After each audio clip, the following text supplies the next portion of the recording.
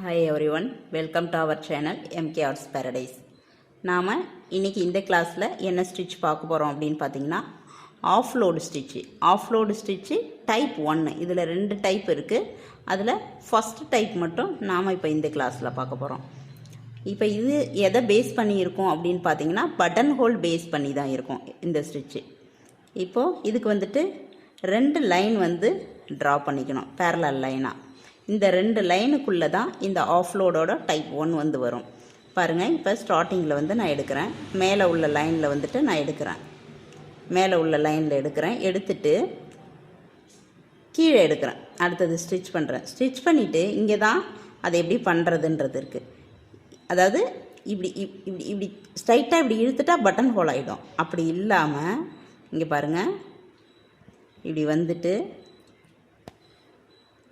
அப்படியே போகிறேன். அந்த முதல்ல இருக்கிறது வந்து லூஸ் ஆகுதா டைட் ஆகுதா அது எதை பற்றியுமே யோசிக்கக்கூடாது.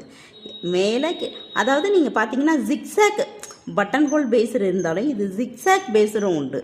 இங்கே பாருங்கள், மேலே ஒரு குத்துறேன், கீழே இழுத்துட்டு வந்துடுறேன். அது டைட் ஆகுதா லூஸ் ஆகுதா அதை பற்றி எதுவுமே பார்க்கக்கூடாது. மேலே குத்துறேன், கீழே வரேன், கீழே குத்துறேன், மேலே போகிறேன். இதே தான் மாற்றி மாற்றி நான் பண்ணிக்கிட்டே இருக்கணும். ஆனால் அதோட இது வந்து சென்டரில் பேஸ் பண்ணி வரணும். இங்கே பாருங்கள், நெருக்கி வரணும். இந்த ஓரம் நெருக்கி வரணும், இந்த ஓரம் வந்துட்டு நெருக்கி வரணும். இதை பண்ணும்போது நீங்கள் பார்த்தீங்கன்னா நீங்கள் இப்போது இந்த ஸ்டிச் பார்த்தீங்கன்னா நமக்கு இன்ஷியலு ஒரு சின்னதாக ஒரு டிசைன் போடுறோம், இல்லை ஒரு புட்டாஸ் போடுறோம், அந்த மாதிரி விஷயத்துக்கெல்லாம் இது வந்து ரொம்ப அழகாக நேர்த்தியாக இருக்கும். பார்க்குறதுக்கு தான் உங்களுக்கு கஷ்டமாக தெரிகிற மாதிரி இருக்கும், பட் வந்து ரொம்ப அழகாக இருக்கும்.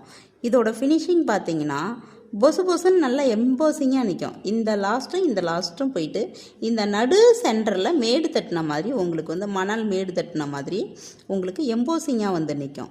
இப்போ அதை எப்படின்னு பார்த்தீங்கன்னா சில பேர் வந்து இப்படி ஸ்ட்ரைட்டாகவே இப்படி கடைசி வரைக்கும் இழுத்து அதை என்ன பண்ணிவிடுவாங்கன்னா ஒரு பட்டன் ஹோல் மாரி சப்பியாக ஆக்கிடுவாங்க. ஒரு மாதிரி ஃப்ளாட்டாக ஆகிடும். எம்போசிங் வந்து நமக்கு வந்து தெரியாது.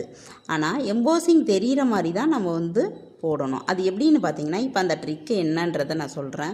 இங்கே பாருங்கள், இங்கே நான் குத்திட்டு எடுக்கும்போது இப்படி இப்படி இப்படி ஸ்ட்ரைட்டாக இழுக்காமல் லைட்டாக இங்கே பாருங்கள், லைட்டாக ரொம்ப இப்படி மேலே தூக்கா இப்படி கிராஸ் அடித்த மாதிரி இப்படி லைட்டாக இப்படி போகிறான். அந்த சைடு போயிட்டு அந்த லைன் வரைக்கும் போயிட்டு அந்த லைனுக்கிட்ட கீழே இறக்குறேன். அடுத்தது கிராஸாக இப்படி ஸ்ட்ரைட்டாக அழுத்தி இழுக்காமல் மேலே உச்சிலையும் எடுக்காத இப்படி கிராஸாக எடுக்கிறேன். இங்கே பாருங்கள், இந்த ஆங்கிள் பாருங்கள், இந்த தரைக்கும் இந்த நீடிலுக்கும் உள்ள உயரத்தை பாருங்கள்.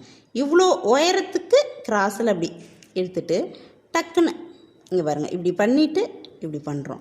அதில் பிசிறே வந்தாலும் சப்போஸ் ஒரு நூல் வந்துருச்சுன்னா கூட நீங்கள் எடுக்க தேவையில்ல. அதை மறுபடியும் அப்படியே கண்டினியூ பண்ணும்போது அடுத்த ஸ்டிச்சில் 2 நூல் எடுத்துக்குவீங்க. அது பார்க்க அந்த அளவுக்கு பெருசாக தெரியாது. நீங்கள் அதை மாதிரியே ஃபாலோ பண்ணுங்கள். பட் முடிஞ்ச அளவு ரெட்டை நூல்லே போடுங்க. இது பண்ணும்போது கொஞ்சம் ஸ்டார்டிங்கில் இருக்கிறவங்களுக்கு உங்களுக்கு வந்து கொஞ்சம் ஸ்டக் ஆகும், கொஞ்சம் ப்ராக்டிஸ் ஆகிறதுக்கு. ஏன்னா இது வந்து நம்ம இப்படி சுழட்டி போடும்போது சில டைமில் ஒரு நூல் வந்துடும், சில டைமில் என்ன ஆகிடும்னா பிசிறு அடிச்சிடும் நூல் வந்து. அந்த மாதிரி இருந்தாலும் இதில் வந்து அந்த அளவுக்கு தெரிஞ்சிக்காது. நீங்கள் வந்து முடிஞ்ச அளவுக்கு பிசிறு இல்லாத நீங்கள் போட்டு வந்து பழகுங்க. இது அவ்வளோ ஒரு அழகாக இருக்கும் இந்த ஸ்டிச்சு. இதுதான் ஆஃப்லோடு டைப் 1 ஸ்டிச்சுன்னு சொல்லுவோம். இதை நான் வந்து இது ஃபுல்லாகவே நான் முடிச்சுட்டு இதே மாதிரி தான் நம்ம லைன் ஃபுல்லாக ரெட்டை லைன் போட்டுடுறோம். நம்ம இது ஃபுல்லாகவே நம்ம வந்து முடித்து அதை எடுத்துடுறோம். எப்படி இருக்குன்றதை நீங்கள் ஃபினிஷ் பண்ணதுக்கப்புறம் பாருங்கள் எவ்வளோ அழகாக நீட்டாக இருக்குதுன்னு சொல்லிட்டு. இப்போ பார்த்தீங்கன்னா இந்த லைன் நான் முடிக்கும்போது எண்டு நாட் போட்டு இதை எடுக்கிறேன். எண்டு நாட் போட்டுட்டு நம்ம முடிக்கும்போது முடிச்சிட்டோம். இப்போ பார்த்தீங்கன்னா இதில் நான் வந்து இவ்வளோ லென்த்து தான் போட்டிருக்கேன். நீங்கள் இன்னும் இந்த அளவுக்காவது போடணும். ஒரு விரல் நீளத்துக்காகாவது நீங்கள் வந்து போடணும். நான் வந்து சும்மா சின்ன சைஸ் போட்டிருக்கேன் உங்களுக்கு போட்டு காமிக்கிறதுக்காக. நீங்கள் கொஞ்சம் லென்த்தான லைனில் போடுங்க. இதுதான் வந்து நமக்கு ஆஃப்லோடு டைப் 1. இதோட ஷேப்ஸ் என்னென்ன போடணுன்றதை நான் இப்போ வரைஞ்சி காமிக்கிறேன் பாருங்கள். அந்த ஷேப்ஸ் போட்டுட்டு அதுக்கான டிசைன் என்னவோ நீங்கள் எடுத்துக்கிங்க. இப்போது ஆஃப்லோடு டைப் 1ஓட ஷேப்ஸ் என்னென்ன பண்ணணுன்றதை நான் இப்போ இதில் சொல்கிறேன். இந்த மாதிரி ஸ்ட்ரைட் லைன் நமக்கு தேவையான அளவுக்கு வரைஞ்சிக்கிங்க. ரெட்டை லைன் போட்டுக்கணும். இதை நம்ம போடணும். இதுக்கு அடுத்தது நெக்ஸ்ட்டு என்ன போடணும்னு பார்த்தீங்கன்னா, ரெண்டாவது இந்த மாதிரி கொம்பு டிசைன் இப்படி இருக்கு இல்லைங்களா, இதை ரெட்டை லைனில் நம்ம வரையணும். இந்த காது மாதிரி நமக்கு ரெட்டை லைனில் வரையணும். அதுக்கு அடுத்தது பார்த்திங்கன்னா, அடுத்த ஷேப்பு உங்களுக்கு எஸ் ஷேப்பு. அந்த எஸ்ஸை நம்ம ரெட்டை லைனில் வரும்போது நமக்கு நிறைய பிரச்சனைகள் வரும். அதை கரெக்டாக வரைய முடியாது. அதனால் நீங்கள் என்ன பண்ணுறீங்க, லைட்டாக இப்படி லேசாக ஒரு எஸ்ஸை வரைஞ்சிக்கிட்டு இதோட வெளி சைடு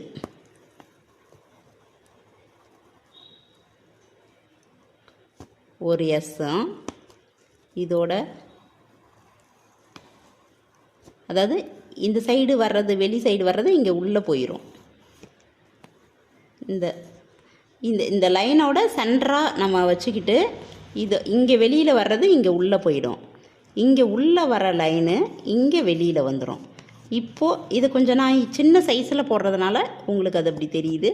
நீங்கள் பெரிய சைஸில் போடும்போது உங்களுக்கு அது கரெக்டாக இருக்கும். இப்போது இந்த மாதிரி தான் வரைஞ்சிக்கணும். இந்த கோடை நீங்கள் கன்சிடர் பண்ணக்கூடாது. இப்போது இதே நீங்கள் ரெட்டை லைனாக இப்படி ஒரு எஸ் வரைகிறீங்க அப்படின்னா, இது எஸ்ன்னா இனிஷியல் கிடையாது, இது ஒரு ஷேப்பு. அப்போது இந்த ஷேப்லலாம் நீங்கள் தைச்சி பார்த்தா தான் அது. இப்போ நீங்கள் தனியாக ரெட்டை லைன் போடுறீங்கன்னா, நீங்கள் இப்படி நார்மலாலே ஒரு எஸ் போடுவீங்க. அடுத்த லைன் போடும்போது ஒரு பக்கம் பெருசாக ஒரு பக்கம் சிறுசாக போயிடும். அந்த டிஃப்ரென்ஸ் வரக்கூடாது அப்படின்னா சென்டரில் ஒரு எஸ் போட்டுட்டு இதோட வெளி லைனில் ஒரு கோடும் இதோட உள் லைனில் ஒரு கோடும் நீங்கள் போட்டிங்க அப்படின்னா உங்களுக்கு கரெக்டான எஸ் ஷேப் கிடச்சிக்கும். அந்த ஷேப்பில் நீங்கள் ஒர்க் அவுட் பண்ணிங்கன்னா அழகாக இருக்கும். இது ஃபஸ்ட்டு, இது செகண்டு, இது தேர்டு. அதுக்கப்புறம் பார்த்தீங்கன்னா, அதுக்கப்புறம் வட்டம் போடணும். வட்டமும் ரெட்டை லைனில் போடணும். நீங்கள் வட்டம் ரெட்டை லைனில் போடுறத விட இந்த ஒரே ஒரு வட்டம் மட்டும் போட்டுட்டு இங்கே பாருங்கள், இப்படி நெருக்கி இதில் போடுங்க. ஸ்ட்ரைட்டாக நெருக்கி வரும். இது பார்த்திங்கன்னா அவ்வளோ அழகாக இருக்கும். போட்டுட்டு நீங்கள் பாருங்கள், அவ்வளோ அழகாக இருக்கும். அவுட்லைன் கொடுக்கலாம் கூட.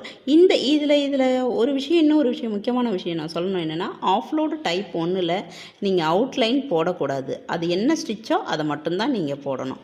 அதுக்கு அடுத்தது திலகம். இப்போ மற்றதெல்லாம் ரெட்டை கோடு போட்டு இதுக்குள்ளே நீங்கள் இப்படி இப்படி போடுவீங்க இல்லைங்களா, இதில் இப்படி இப்படி போடுவீங்க, இதில் இப்படி இப்படி போட ஸ்டார்ட் பண்ணுவீங்க. ஆனால் இதில் ஃபுல்லாகவே ஒரே ஒரு வட்டம் தான் இருக்கும். இதுக்குள்ளே இதுவும் அடுத்த கோடுன்னு வச்சுக்கணும். இங்கே ஓரத்துலேருந்து குட்டியோண்டு ஆரம்பித்து இதிலேருந்து நீங்கள் போட்டுட்டு வரும்போது இந்த இடத்துல எண்டு நாட்டு போடணும்.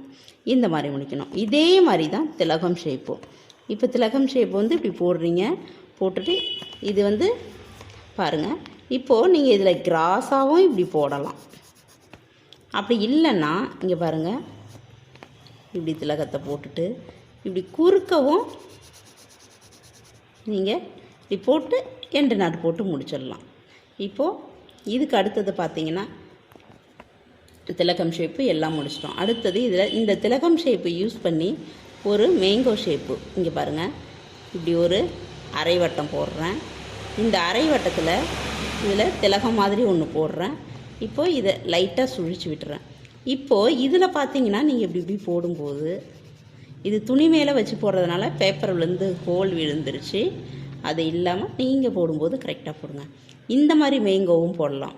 அதை இல்லாத இன்னொரு மேங்கோ இங்கே பாருங்கள், இப்படி போயிட்டு இந்த உள்ள திலகம் ஷேப் மாதிரியே போயிட்டு லைட்டாக இந்த இடத்த குண்டடிச்சிட்டு இப்படி போட்டிங்க அப்படின்னா, இப்போது இங்கே ஸ்டார்ட் பண்ணுறீங்க, இப்படி போகிறீங்க, போயிட்டு குட்டியோண்டு போயிட்டு இங்கே அப்படியே போட்டுடுறீங்க.